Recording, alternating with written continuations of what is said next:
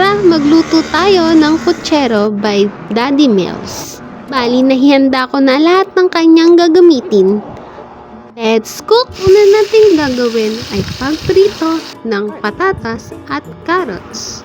Tapos pipirituhin din natin ang saging. Hinog na saging yan ha.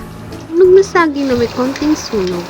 Pirito na saging, magigisa tayo ng bawang, sibuyas at kamatis. Dahil sa pork and beans na to, naglihit tuloy ako sa putsero. Pagkagisa at luto na ang kamatis, ilalagay natin ang karne ng manok. Ang manok nga pala natin dyan ay 1 kilo at napili ko doon sa may green store.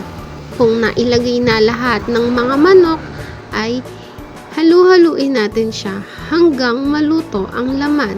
Pagkatapos maluto ang laman, timplahin natin ng pampalasa. Bigyan natin ng paminta, asin, at patis.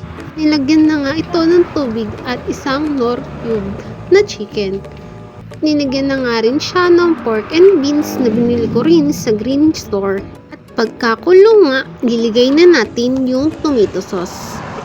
Talagay ng tomato sauce, naglagay pa nga kami ng maraming tubig dyan para sa mga gulay na ilalagay pa para maluto sila. Ilagay na nga pala yung pinirito nating carrots at patatas dyan at nilagay na rin natin ang ating repolyo. Kung nakakulangan nga kayo sa sabaw, lagyan nyo na lang ng tubig hanggang kumulo at ito'y maluto na. Ito na ang ating putsero. Tara, kain na!